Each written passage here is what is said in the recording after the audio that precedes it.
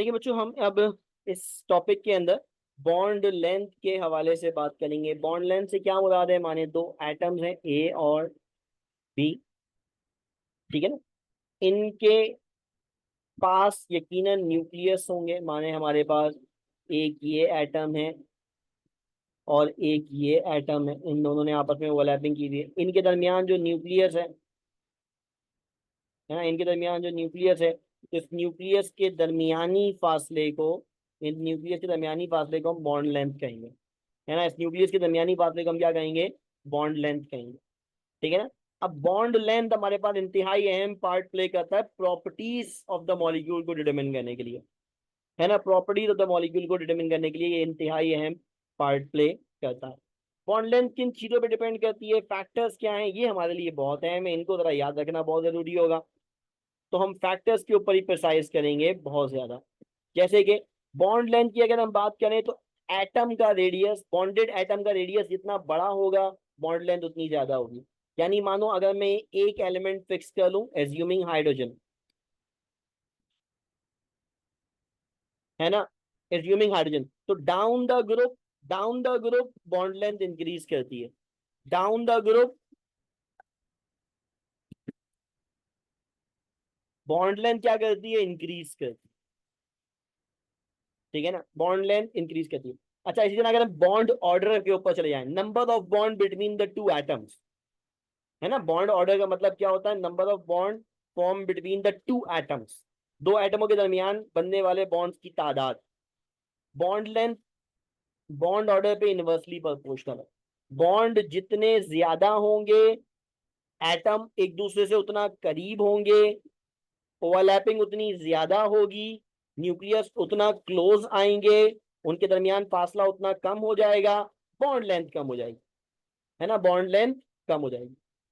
इसी तरह इलेक्ट्रोनेगेटिविटी से बात करें तो इलेक्ट्रोनेगेटिविटी का डिफरेंस जितना ज्यादा होगा, अट्रैक्शन उतनी मजबूत होगी, न्यूक्लियस उतने करीब आएंगे, इलेक्ट्रॉन पेयर उतने न्यूक्लियस के क्लोज हो जाएंगे, ओवरलैपिंग उतनी ज्यादा हो जाएगी, डिस्टेंस बिटवीन द न्यूक्लियस कम हो जाएगा, बॉन्ड लेंथ कम हो जाएगी, ठीक है ना।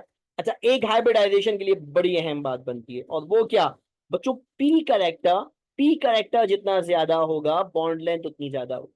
देखो, एस ऑर्बिटल और पी ऑर्बिटल में S orbital more close to the nucleus होता है, लो एनर्जी होती है ना, तो वो क्लोज टू द न्यूक्लियस होता है। अब इसका मतलब ये हुआ कि पी कंपैरेटिवली थोड़ा सा दूर होता है न्यूक्लियस से। अब अगर कंपैरेटिवली पी न्यूक्लियस से दूर है तो इसका मतलब वो डिस्टेंस बढ़ा रहा होगा। अब पी ऑर्बिटल का कंट्रीब्यूशन जितना ज्यादा होगा वो उतना न्यूक्लियस से अवे हो रहा होगा, वो ऑर्बिटल जितना न्यूक्लियस से अवे हो रहा होगा उतना डिस्टेंस बढ़ रहा होगा, बॉन्ड लेंथ बढ़ रही होगी। अब अगर आप नोट कीजिए, तो एस पी के अंदर हमारे पास जो परसेंटेज ऑफ पी ऑर्बिटल है, ठीक है ना, वो कितनी है? एस पी के अंदर हमारे पास जो परसेंटेज ऑफ कितनी है? 50%। एस पी टू में कितनी है? एस पी टू में हमारे पास कितनी है? तो हम कहेंगे ये हमारे पास आ जाएगी 66.66%। और sp3 में कितनी हो जाएगी? 75%। यानी sp3 में क्योंकि p ऑर्बिटल कंट्रीब्यूशन ज्यादा है तो फिर बॉन्ड लेंथ भी ज्यादा होगी, बॉन्ड लेंथ भी ज्यादा होगी, ठीक है ना। ऐसे में बॉन्ड लेंथ भी बढ़ जाएगी। अगर हम डीलोकलाइजेशन की बात करें, जरा याद करें बेंजीन का टॉपिक। बेंजीन के अंदर हमने बोला था, बेंजीन में जो कार्बन कार्बन बॉन्ड लेंथ होती है वो फर्स्ट और सेकंड के दरमियान की होती है, वो फर्स्ट और सेकंड के दरमियान की होती है। यानी बॉन्ड ना तो एग्जैक्टली सिंगल बॉन्ड की तरह है ना डबल बॉन्ड की तरह है, बल्कि वो डबल बॉन्ड और सिंगल बॉन्ड के दरमियान का 1.5 बॉन्ड है। रेजोनेंस के आने से, डीलोकलाइजेशन के आने से, कॉन्जुगेशन के आने से जो बॉन्ड लेंथ होती है वो कंपैरेटिवली कम हो जाती है, कंपैरेटिवली कम हो जाती है। मानो अगर मैं कह रहा हूं कि हमारे पास बॉन्ड है ये,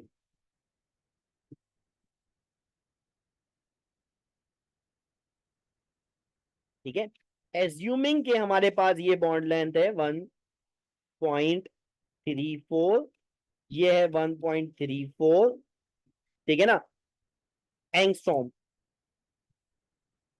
ठीक है, तो थ्योरेटिकली ये वैल्यू होनी चाहिए 1.54 एंगस्ट्रॉम, लेकिन रियलिटी में ऐसा नहीं है, रियलिटी में ऐसा नहीं है। ये वैल्यू आती है 1.43 एंगस्ट्रॉम,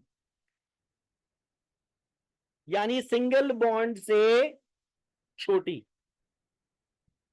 डबल बॉन्ड से तो बड़ी है, सिंगल बॉन्ड से क्या हो जाती है, छोटी हो जाती है, यानी बॉन्ड लेंथ रेजोनेंस की वजह से कम हो जाती है, इनवर्सली प्रोपोर्शनल। रेजोनेंस आएगी, बॉन्ड लेंथ कम हो जाएगी, इनवर्सली प्रोपोर्शनल। आई बच्चों बात समझ में, पॉइंट क्लियर हुआ?